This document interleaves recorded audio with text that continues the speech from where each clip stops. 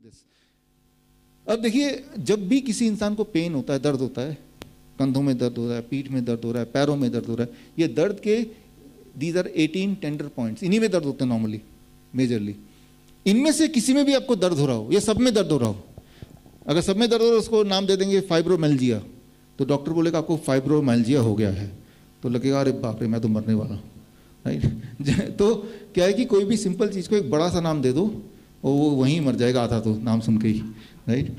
तो what is fibromyalgia? When you have pain in certain number of points, तो आप उसको फाइब्रोमाइल्जिया का बोल सकते हैं कि मैं तो फाइब्रोमाइल्जिया का डॉक्टर हूँ, तो बोलेगा कि कुछ होगा अजीब सा, हाँ।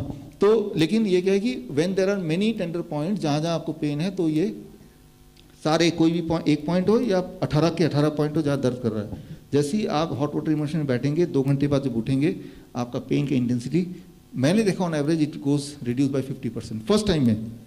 अगली बार थोड़ा और कम, राइट। वो DIP डाइट का भी रोल अलग से है, जो वो करेगा उसका और ज़्यादा अच्छा।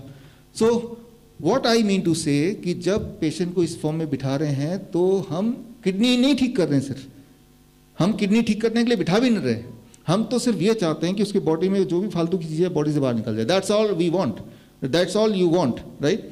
और कैंसर के केस में हमने देखा हमारे कितने कैंसर पेशेंट्स हैं।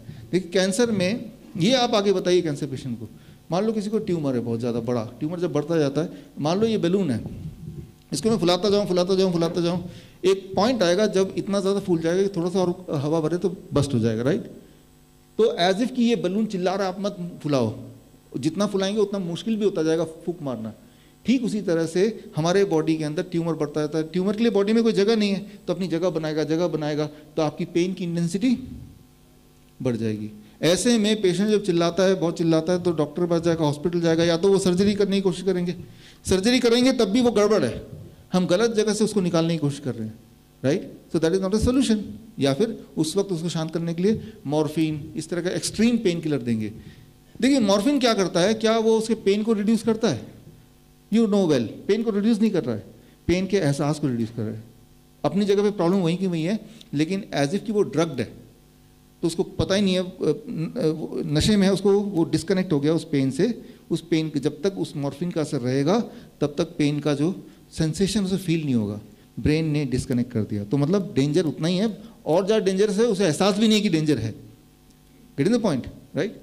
तो जो मॉर्फिन वाले पेशेंट हैं, जो दिन में 2 बार लेते हैं, 12 घंटे तक असर रहता है, फिर दोबारा लेते हैं, ऐसे पेशेंट जब हमारे हॉस्पिटल में आते हैं, हिम्स डेराबस्सी में आप अगर जाएं तो हम देखते हैं कि वो 2 डोज लेता है, राइट। सुबह 12 बजे, दोपहर को 12 बजे, रात को 12 बजे फॉर एग्जाम्पल।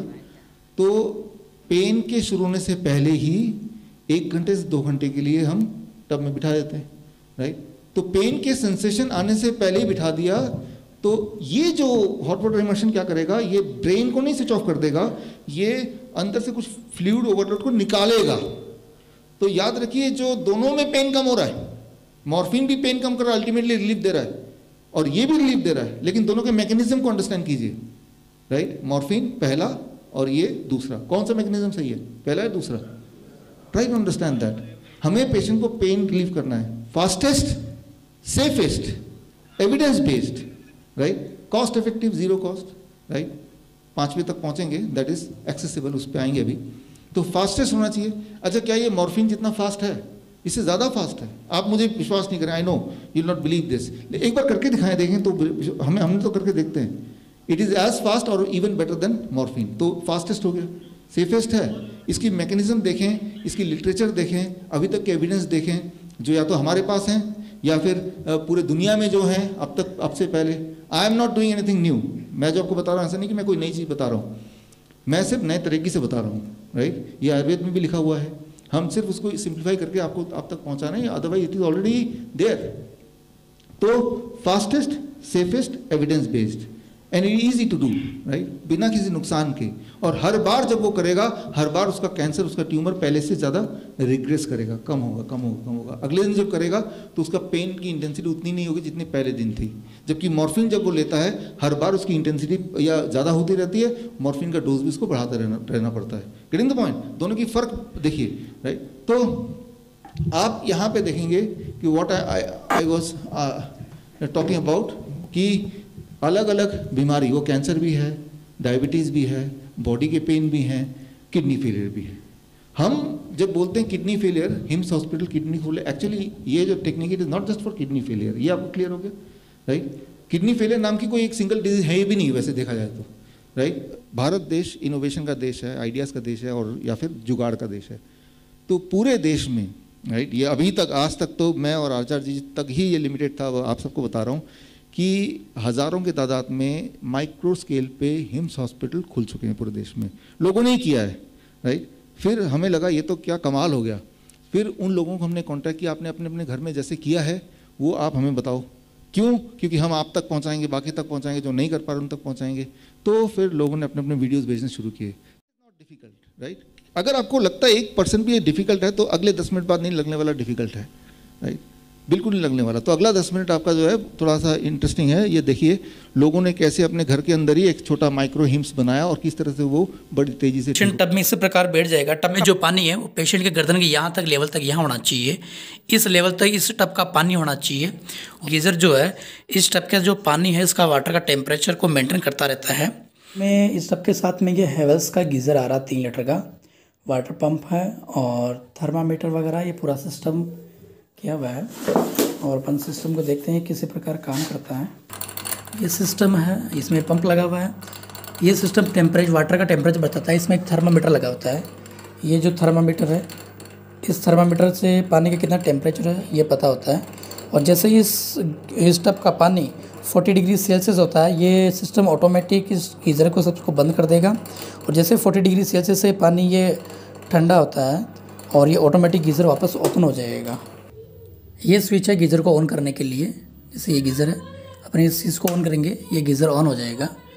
और ये जो प्लग है वो चार्जर के लिए है, मोबाइल चार्ज भी आप कर सकते हैं यहाँ से, और मोबाइल लेके भी आप अपना टब के अंदर बैठे बैठे 1 घंटे 2 घंटे की थेरेपी ले सकते हैं।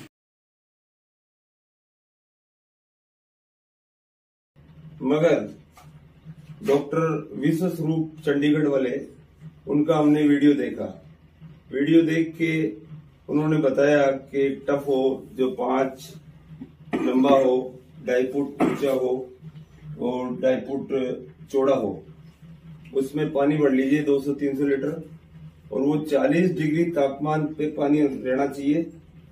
40, इसके लिए हमने ये टब बनाया, बेहतरीन टब बनाया।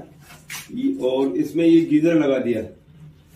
ये गीजर जो है, ये गीजर से पानी जाता है, गर्म होके वापस आ जाता है। ये टेम्परेचर मेंटेन करता है सारा टेम्परेचर। ये 40 डिग्री तापमान में पानी है अभी। और ये बच्चा मेरा 21-22 साल का है, और हमने 4-5 दिन से हमने ये काम चालू किया।